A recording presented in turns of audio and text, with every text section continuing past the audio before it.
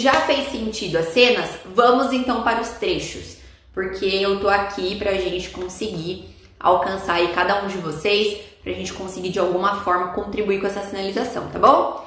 Então, eu venho falando pra vocês sobre o pensamento estratégico, né?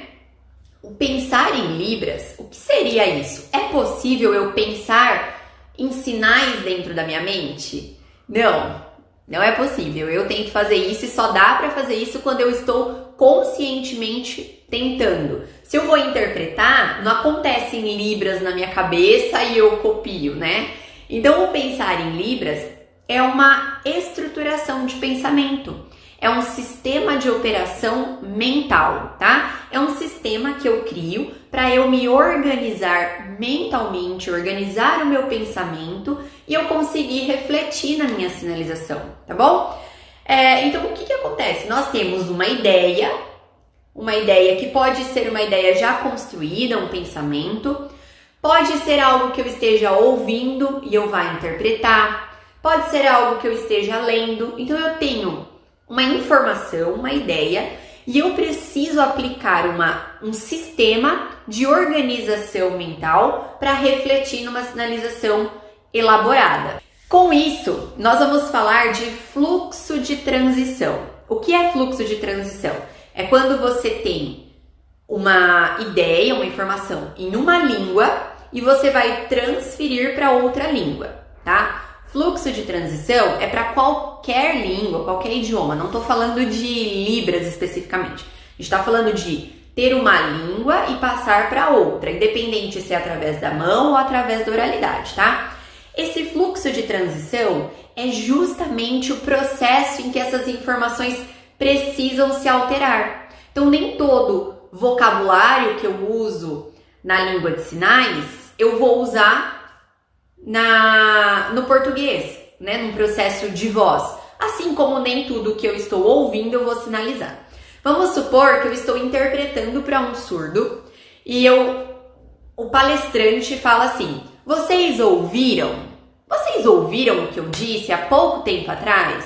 E eu aqui, interpretando para um surdo. Eu vou fazer isso, gente? Eu vou fazer essa interpretação literal? Não, eu não vou fazer. Vocês ouviram? Não, eles são surdos. O que eu vou fazer? Se vocês prestaram atenção, vocês perceberam, vocês entenderam, isso faz parte da interpretação, né? Da tradução e interpretação. Então, o que acontece? Na nossa mente, quando a gente tem a primeira língua, né? A gente vai considerar a nossa primeira língua como português. E a segunda língua a gente vai considerar como libras. Além do fluxo de transição, que é você ter um repertório numa língua e precisar fazer as adequações para outra língua. Esse é um fluxo, ele vem, né? Ele transita na nossa mente. Além disso, eu preciso conseguir equilibrar num processo de tradução e interpretação. Então, além de dar conta do meu pensamento, de como eu estou entendendo e como eu vou sinalizar, se essa sinalização está compatível com a compreensão do surdo. Então, não basta só eu entender, só eu pensar, só eu ler e fazer sentido. Isso precisa ter sentido na sinalização. Então, será que eu estou transmitindo com essa coerência na sinalização? Ou será que a sinalização está falha? Então, o fluxo de transição é o como eu penso nas duas línguas para não ficar falho, certo? E o processo de tradução e interpretação é como que eu vou adequar da melhor forma esse vocabulário e essa elaboração toda. Quando nós falamos de interpretação, o que acontece? Nós temos a interpretação de primeiro grau e de segundo grau, vamos chamar assim, tá? A interpretação de primeiro grau é você entender dentro da sua própria língua o que está sendo dito. Então, você ouve, lê, pensa em português e você compreende, você interpreta. Ah, tá, ele está dizendo sobre isso, você entende na sua própria língua, tá bom? Se eu estiver interpretando e falhar a voz do palestrante, se eu não souber algum vocabulário que ele está falando, Então, isso vai impactar a minha interpretação de primeiro grau, a minha própria interpretação, na própria língua. Isso vai influenciar. Então, eu tenho uma interpretação de ideia na minha própria língua, e aí eu tenho uma segunda interpretação. Vamos chamar de segunda interpretação, interpretação de segundo grau. Que é, além de você interpretar no português o que ele está querendo dizer, ou o que a sua mente está querendo expressar, você ainda tem que interpretar na Libras, ou seja, usar os recursos da Libras adequado, não é? Então, não sei, eu acho que vocês nunca ouviram falar de interpretação de primeiro e segundo grau, não para o aprendizado de Libras, né? Mas eu trago, a minha base, ela vem muito do estudo de língua de sinais em geral, não só da Libras, mas dos estudos das línguas de sinais e dos estudos das línguas orais, né, de poliglotas que estudam esse aprendizado da língua, pessoas que adquirem língua 1, língua 2, língua 3, é incrível isso. Então, a gente sabe que nós temos referências grandiosas no Brasil, pesquisadores grandiosos, só que a gente fica sempre travado, né? Para você trazer para a prática é muito difícil. Às vezes a gente compreende, mas para você falar disso na prática é muito complicado. Então eu gosto de usar termos mais genéricos do aprendizado de línguas para ficar mais fácil da gente entender, tá bom?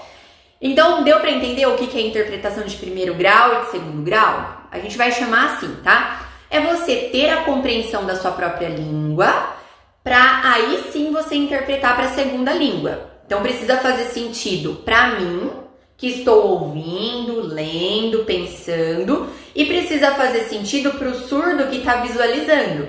Se eu faço sinal mais ou menos ou não tem concordância, para o surdo vai falhar. Exemplo, gente, exemplo. O sinal de café, sinal de café é esse, não é? Olha só. Aí vamos supor que eu ouço aqui blá blá blá, café, e eu aqui na sinalização faço café aqui, ó. Sem querer, tipo, joguei um pouco pro lado. O surdo tá compreendendo que isso é café? Fez sentido pra mim, porque eu pensei, ouvi, sinalizei, fiz café, eu não percebi que eu fiz o sinal errado. Pra mim fez sentido, porque eu interpretei na minha língua. Ou porque eu ouvi, ou porque eu pensei, mas o surdo que só visualizou, entendeu ou não entendeu que isso é café, gente? Não entendeu. Ah, mas e o contexto? Pode ser que nessa situação ele nem tenha entendido no contexto, porque tá muito diferente. Tá muito diferente. E aí, às vezes, gente, isso é uma coisa drástica, tá? Mas dentro de uma sinalização, às vezes, a falta de concordância e coerência implica muito na compreensão do surdo, tá bom? Isso é muito drástico, tipo, fazer café pra cá. Mas o que eu quero dizer pra vocês? Isso faz parte dos quesitos espaciais. Vocês já ouviram falar em espaço real mental? O espaço real mental é um espaço que aquilo faz sentido na vida real. Então, por exemplo, o café, a gente bebe aqui, ó, tem significado quando eu trago pra boca, certo? Quando eu faço pra cá, ele perde o sentido. Aí, vamos supor que eu faça céu. O céu é pra cima, então eu faço céu aqui. Se eu fizer aqui, não é céu. Perdeu o sentido. Então, esse ponto, isso, gente, faz parte dos parâmetros, faz parte de toda a construção gramatical da Libra, sintática, semântica, morfológica, pragmática, tá bom? Só que isso é muito difícil a gente entender na hora que você vai praticar, né? Então, ok, isso é isso, isso é isso. Tá, mas e agora na minha sinalização? É onde causa os entraves.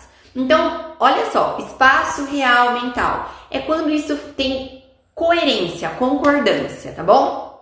Para ficar simples. Vamos lá. Quando a gente fala de interpretação, seja ela dentro da língua 1 ou da língua 2, a gente tem uma particularidade de interpretação. Então, depende muito do indivíduo, depende muito de cada um. Então, as minhas experiências, os meus vícios de linguagem, meus vícios linguísticos, a minha vivência, tudo isso vai interferir na forma com que eu interpreto o mundo, não é verdade? Isso em qualquer sentido, gente. Se a gente ouvir a mesma coisa, o mesmo texto, ouvir a mesma pessoa falando as mesmas coisas por 2, 3 vezes, a gente vai compreender coisas diferentes, a gente vai ter compreensões variadas. E quando a gente vai interpretar aqui na Libras, sinalizar, se a mesma frase ou o mesmo trecho eu fizer de 3, 4 vezes, eu faço de 3, 4 formas diferentes. Vocês já perceberam isso? Eu interpreto uma vez, eu faço de um jeito. A hora que eu vou fazer de novo, eu interpreto de outro jeito.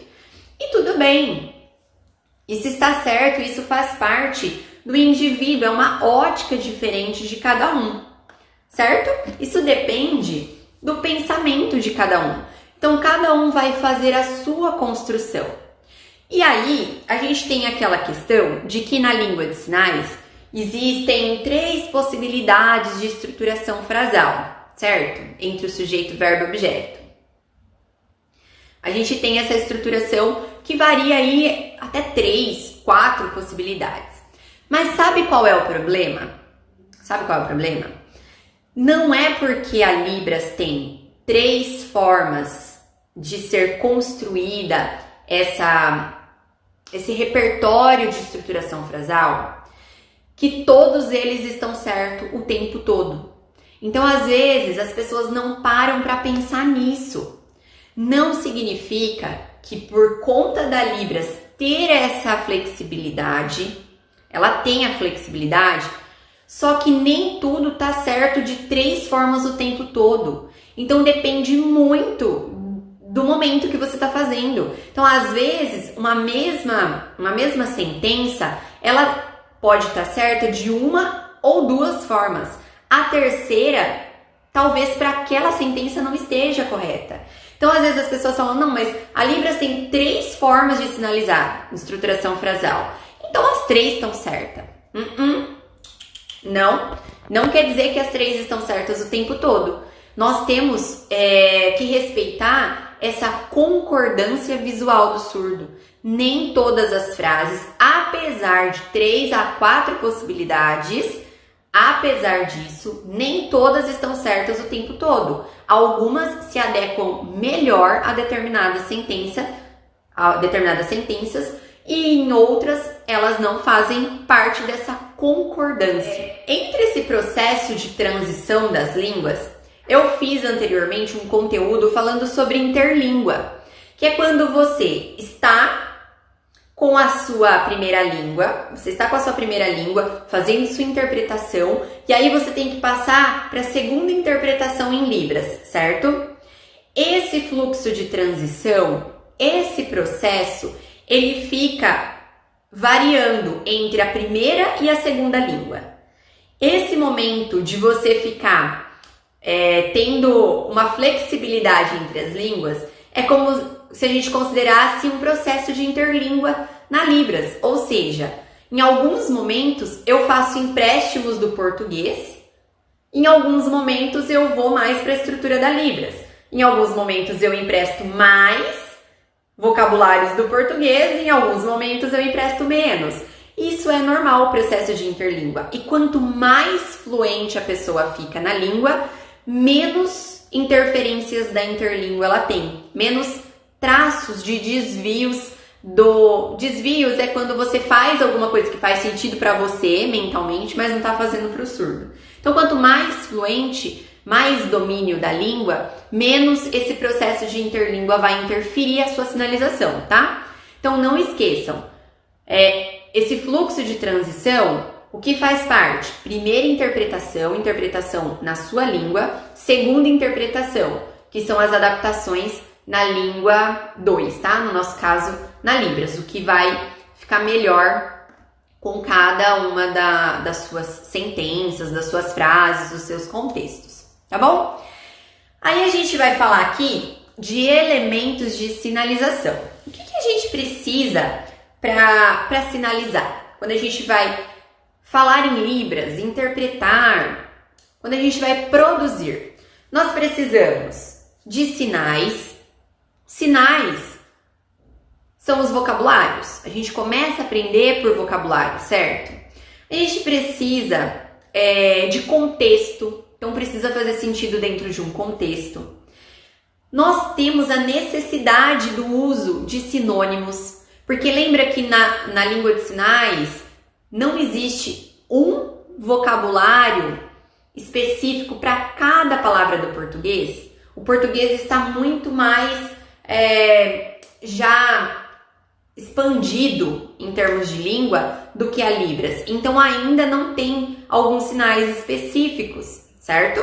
Então às vezes a gente precisa lidar com essa substituição de seguir o mesmo significado, mas usando um outro sinal ou uma outra representação. Então a gente precisa de sinônimos, a gente precisa de classificadores, a gente precisa do espaço. Num curso de Libras, num curso avançado, num curso de tradução e interpretação, é muito difícil a gente ver a aplicação desse espaço. A aplicação, tá? O que acontece?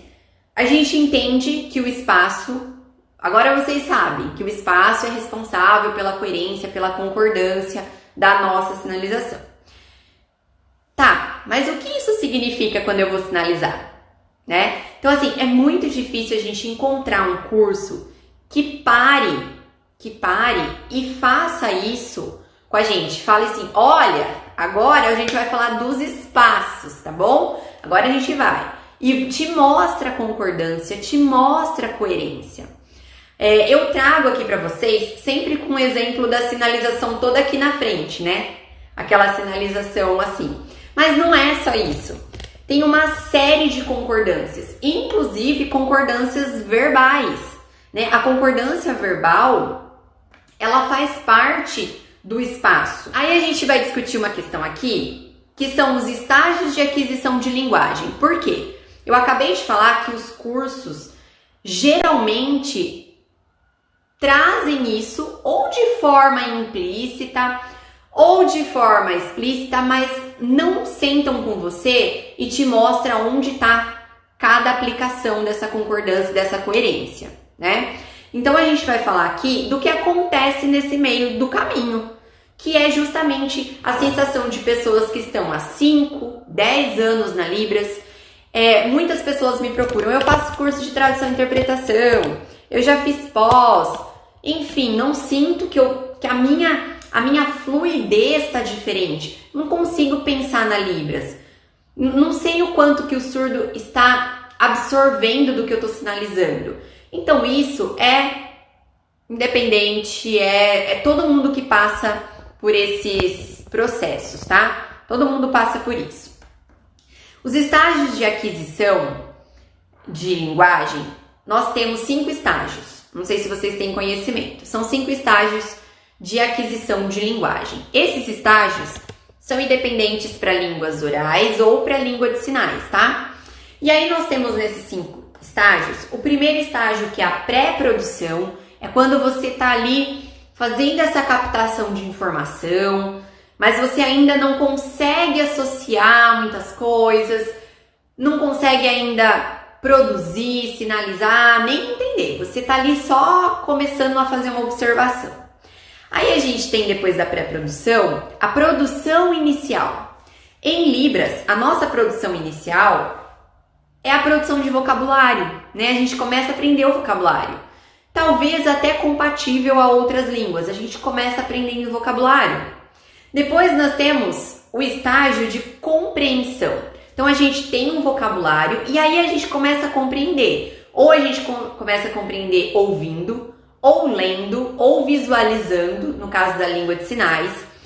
Depois disso, depois que você compreende, você começa a ter as primeiras combinações ou a produção em contextos. Então você já começa a ter a sinalização, tô falando de Libras, né? Você começa a fazer a produção de sentenças, você começa a se comunicar, mas você compreende mais do que você produz. é o estágio de compreensão, certo?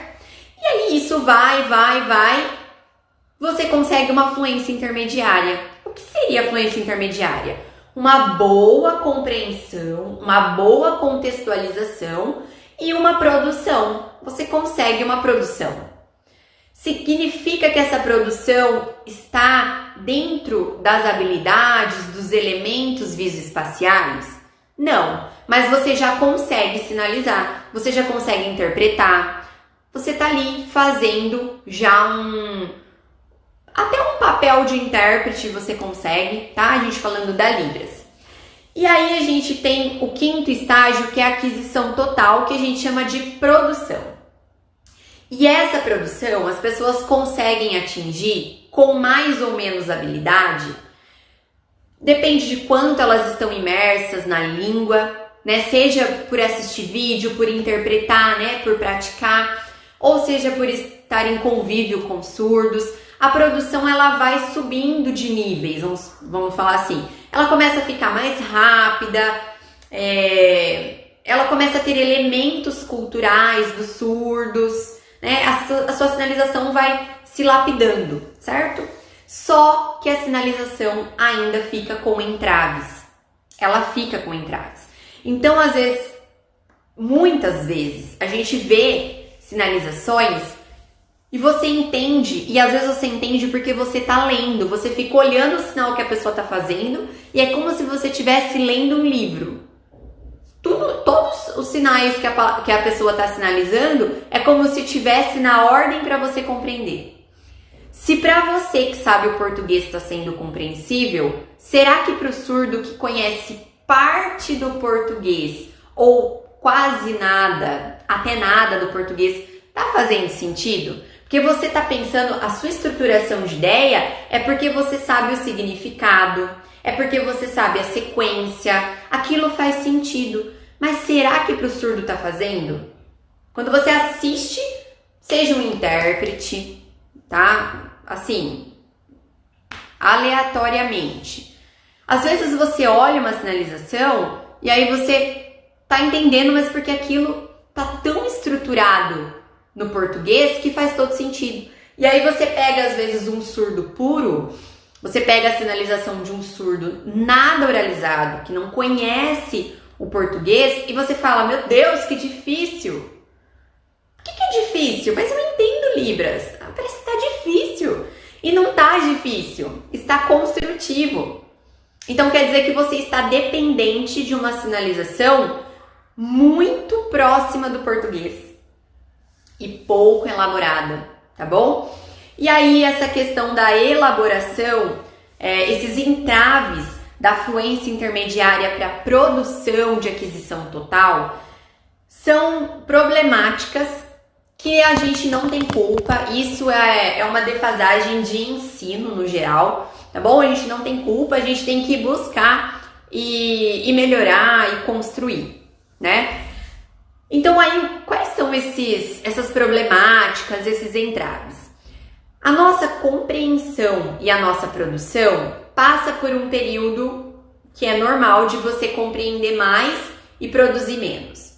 Isso também vai acontecer quando você for fazer uma compreensão mais construtiva. Você for olhar sinalizações de surdos que sinalizam dentro da língua de sinais com pouco conhecimento de português. E aí você vai ter uma compreensão diferente. Você vai ver que aquilo vai ser diferente. Sabe o processo que a gente faz inverso?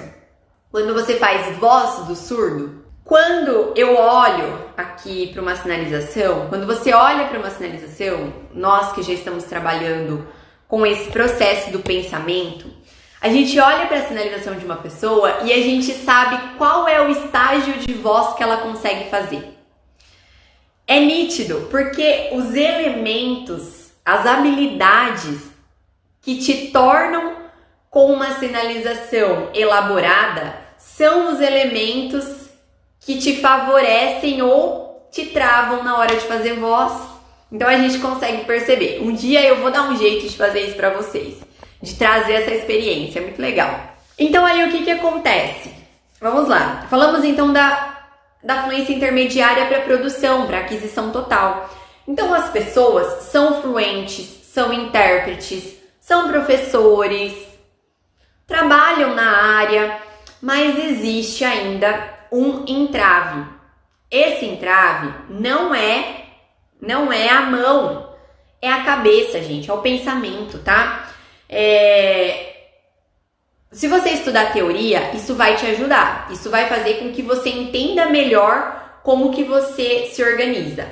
Mas você ter uma organização natural, uma operação mental natural e ágil, para isso a gente precisa lidar com o processo de operação mental. A gente precisa reabilitar a forma que você pensa na Libras, tá bom? Então, a fluência intermediária é quando você... Vê se você se identifica, tá? Você compreende, você produz, você faz interpretação, mas nunca estudou processo de tradução. Você sabe que precisa de verbos, que eles se dividem em duas categorias, simples e de concordância, mas isso não faz o menor sentido para você quando você sinaliza. Você sabe que precisa ter expressão facial e corporal e se sente correndo atrás disso quando sinaliza. Isso não é algo natural, você precisa pensar nisso para colocar. Você sabe que tem que usar classificadores, mas só reproduz os classificadores que você já usa. Você não sabe criar esses classificadores naturalmente na sua sinalização. Você sabe que existe espaço, mas não faz ideia de como isso pode mudar a sua sinalização.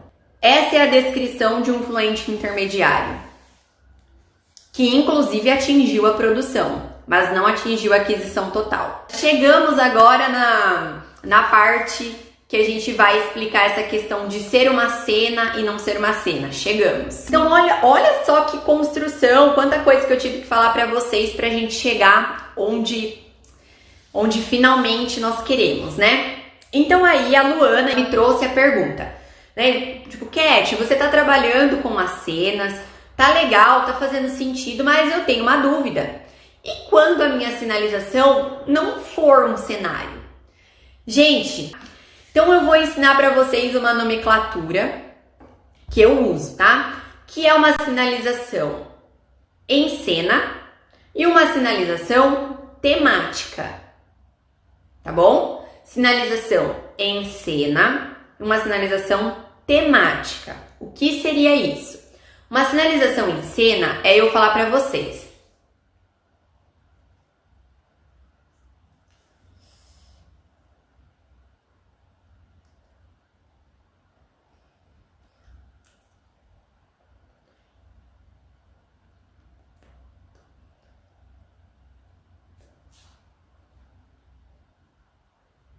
foi uma cena que eu fiz pra vocês. Eu contei que eu fui pro hospital, tava me sentindo mal, por fim fiquei tomando soro, e aí demorou um tempo, mas depois que terminou eu voltei pra casa.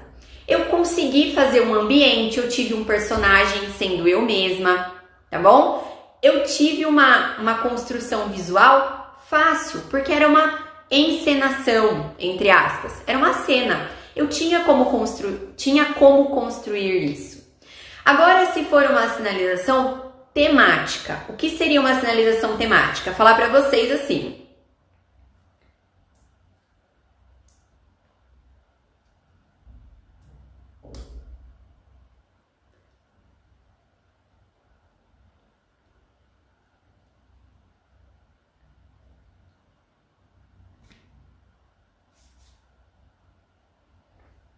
foi um aviso, o hospital tá abrindo das 8 da manhã às 8 da noite, porque agora nós estamos em período de quarentena. Como se fosse... Gente, eu usei esse sinal de quarentena aqui, eu vi alguns surtos fazendo esse e eu gostei, que é da casinha e o 4 aqui, né, fechadinho em casa. Seria uma sinalização temática, foi um tema, foi um comunicado, um aviso, como que eu falo? Uma informação.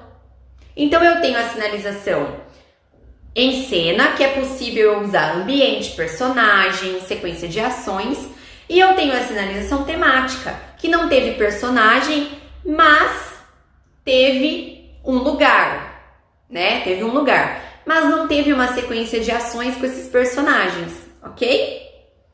Deu pra ver a diferença?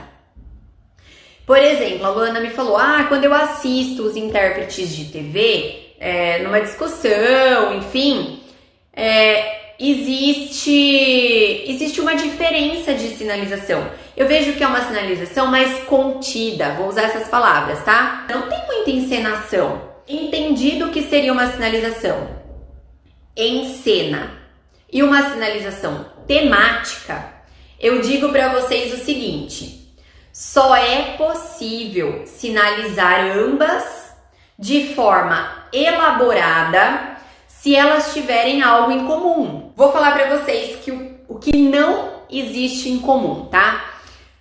Quando a gente vai sinalizar, existe um equilíbrio nessa sinalização de narrativa e descritiva. A narrativa é quando você segue com a sua contação. A descritiva é quando você coloca detalhes desse ambiente, você deixa mais construtivo visualmente. Esse equilíbrio é o que torna ambas as sinalizações possíveis de ser elaboradas de forma visual e clara, tá? Mas aí a gente comentou que nós falamos aqui anteriormente que o foco da nossa sinalização, para a nossa sinalização ser melhor, mais elaborada, precisa ter coerência e coesão, certo?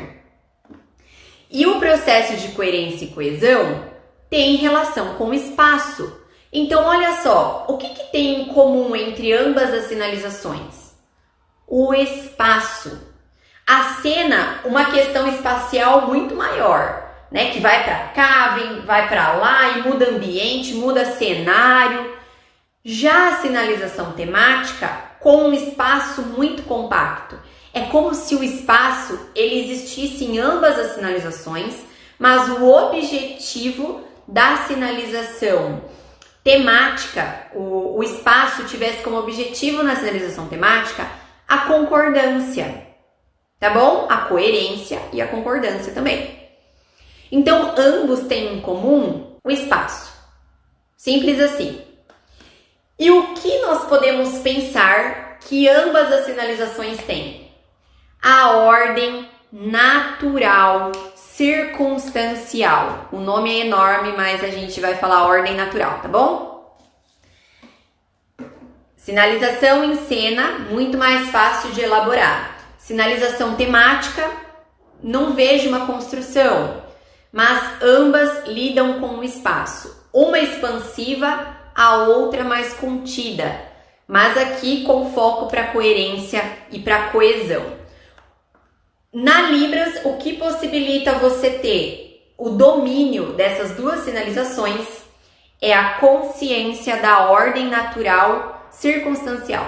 A ordem natural circunstancial, ela é a elaboração do seu pensamento.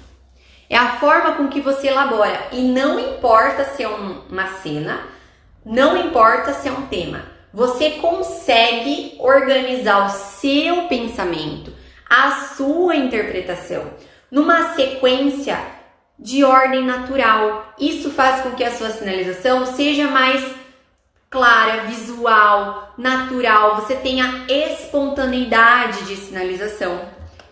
E não importa qual dos dois âmbitos você está pensando, ou que você precisa sinalizar, ou que você precisa interpretar. Tá?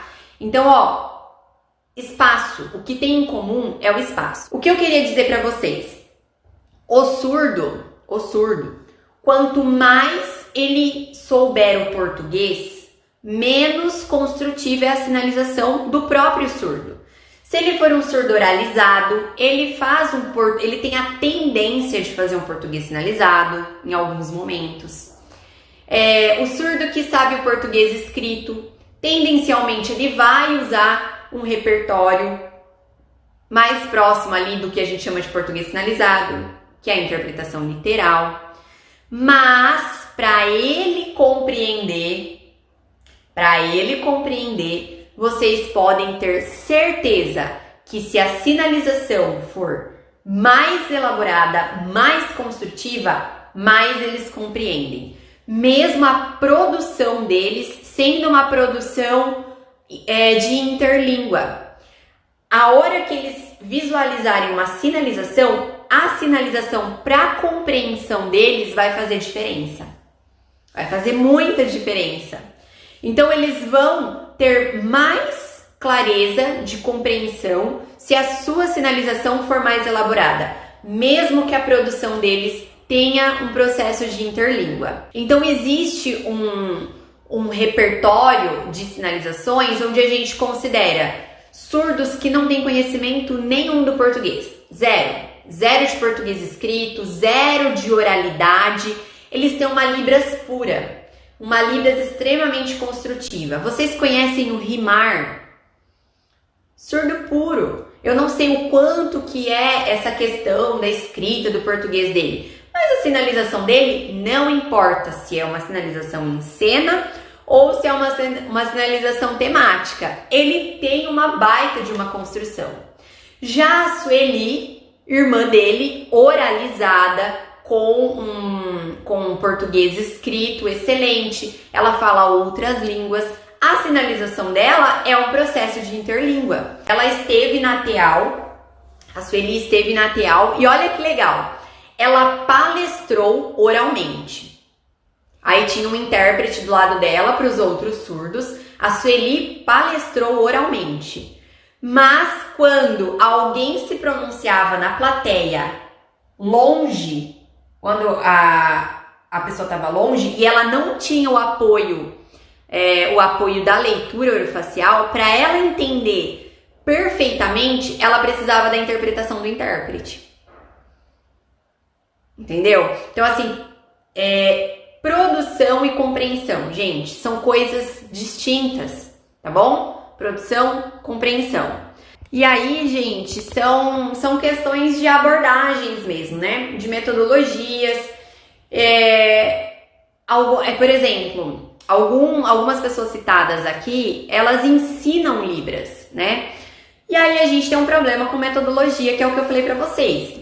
As pessoas nos levam até a fluência intermediária. Elas nos levam até a fluência intermediária. E para te tirar da fluência intermediária, é só reabilitando o seu processamento de pensamento. Aí é um processo de reabilitação de pensamento, de estruturação com operações mentais, tá bom? Tchau, gente! Obrigada, viu, pela participação de vocês.